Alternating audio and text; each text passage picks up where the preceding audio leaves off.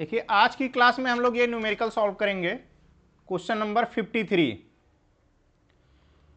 52 हो गया है, उसका आंसर है सी। ओके, देखिए इसमें दिया हुआ है, इस फिगर को समझ लीजिए तब जाके क्वेश्चन समझ में आएगा।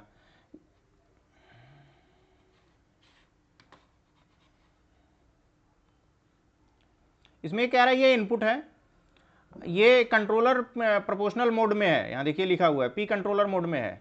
ये आपका डिस्टर्बेंस दिया जा रहा है, ठीक है। प्लांट के पहले डिस्टर्बेंस दिया जाता है और कंट्रोलर के बाद में, ठीक है। इस जगह डिस्टर्बेंस है, देखिए लिखा हुआ है बिटवीन द प्लांट आउटपुट ये और एडिटिव लोड डिस्टर्बेंस इनपुट। तो ये डिस्टर्बेंस दिया गया है, ठीक है, इधर से कंट्रोलर आ रहा और ये फीडबैक में इस तरह की चीज़ें होती हैं क्लोज लूप में। ओके, तो ये कह रहा है कि आउटपुट ये वाईएस और डिस्टर्बेंस का जो रेशियो निकले उसका गेन निकालना है।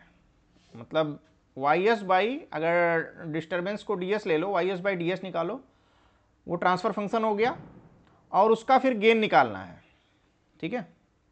देखते हैं कैसे सॉल्व होगा।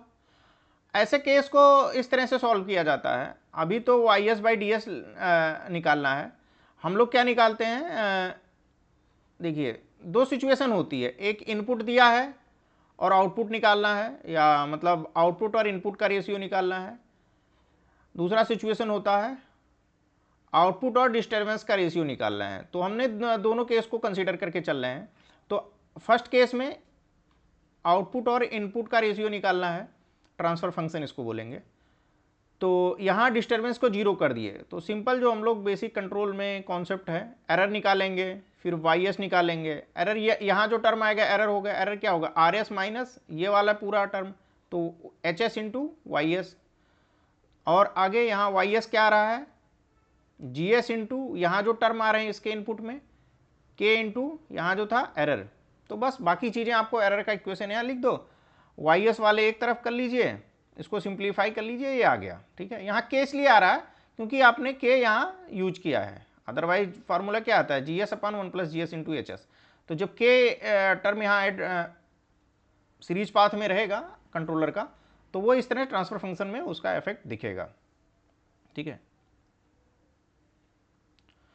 तो इसमें हमें आगे जो कैलकुलेशन किए यहाँ इसका यूज नहीं है, वो दूसरा सेंस के लिए यहाँ से किया गया है, ठीक है। आगे देखिए, मेन हमारा ये है कि वाई एस बाई हमें डी एस निकालना है, ठीक है।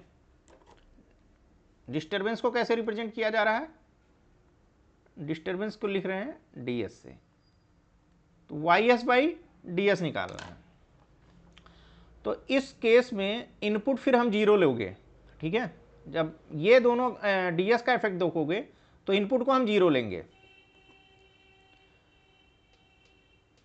तो इनपुट जीरो लिए, तो ये जो टर्म आया कंट्रोलर और ये पूरा जो पाथ बन रहा है, मतलब समझिए यहां से यहां से यहां से यहां से यहां से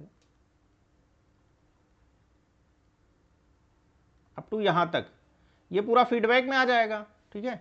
तो इसको क्या लिख दिए, फीडबैक में जब आ गया तो लिख दिए के इंटू एच एस।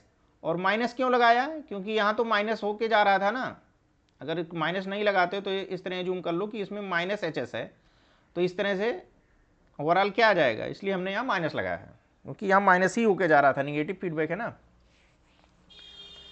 तो अब जब ये बन गया तो अब इसका ट्रांसफर फंक्शन आपको पता है, फॉर्मूला है डायरेक्ट, जी एस अपन 1 plus G S into H S. H S की जगह क्या रहेगा, अब एच एस हो गया के इंटू, इसको समझ लो एच एस हो गया आपका एच डैश एस। तो एच डैश हो गया आपका ये वाला पूरा मैटर, ओके, ठीक है। ये वाला टर्म आपका ये हो गया।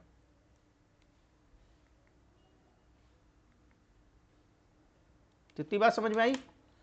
बस अब क्या करना है, सारे ये हमारा ट्रांसफर फंक्शन आ गया जो कि है आउटपुट और डिस्टर्बेंस का ratio Y S by D S.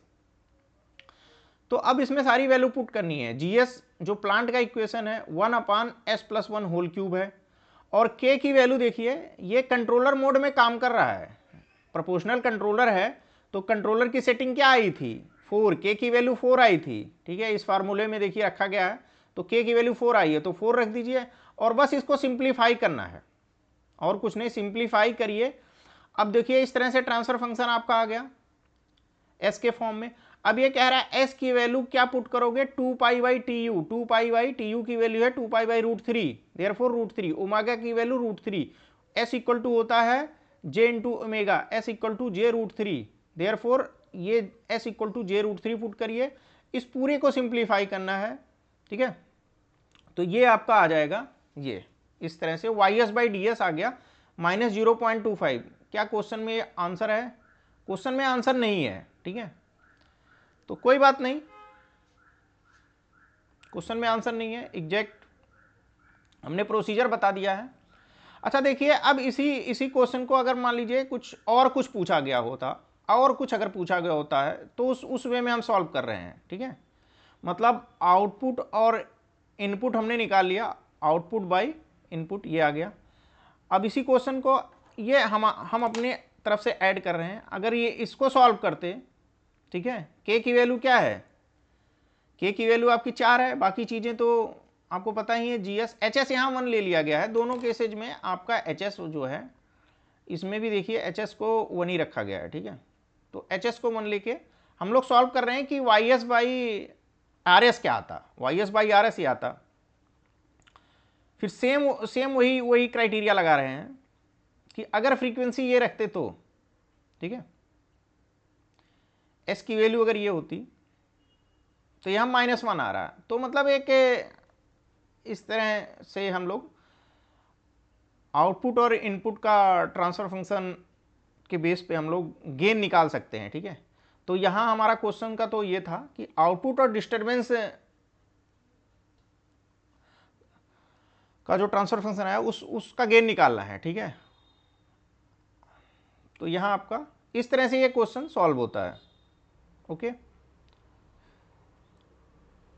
I hope आपको चीज़ें समझ में आ गई होंगी।